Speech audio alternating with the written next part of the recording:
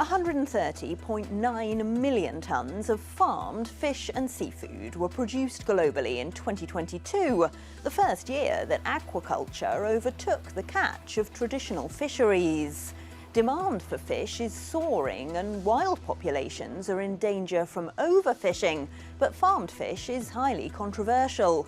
Much of it comes from sometimes porous ocean pens from which lice and disease can spread to wild populations, leading Canada to announce it will ban open net pen Atlantic salmon farms on its Pacific coast by 2029.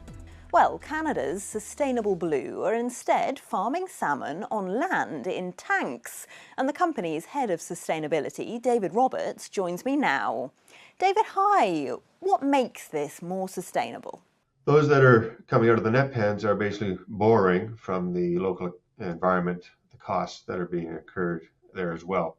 But their costs are continuing to go up as we're, facing things like climate change. These are going to manifest themselves as costs to the net pen industry. Sustainable Blue uses a water recirculation system that means no wastewater is discharged into the environment, and the farms don't even need to be near the sea. The company says that also protects the health of the fish. We can create a barrier between the ocean and our fish so that any parasites, disease, pests, etc. can be dealt with. Because of that, we don't have to use any therapeutants or disease agents or pest removal technologies, which net pen farming operations are obligated to do at present. So does this method of land-based farming also help protect the wild population? One of the issues with net pen farming in the oceans is, of course, you can get collapse or breaches in the nets and fish can escape. Even on the west coast of the US and North America, Atlantic salmon is farmed there.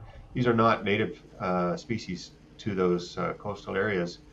And most recently, you're seeing closures and banning of net pen operations because there are documented declines in wild populations. The Salmon Farmers Association says 7,000 jobs rely on open net farms.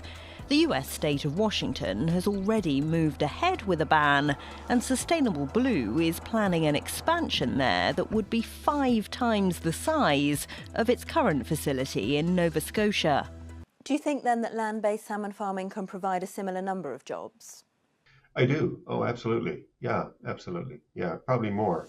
That new facility will initially produce about 5,000 tonnes a year. Salmon consumption in the US alone was more than 600,000 tonnes in 2022. Land-based fish farming isn't new, but producers have been put off by the energy costs.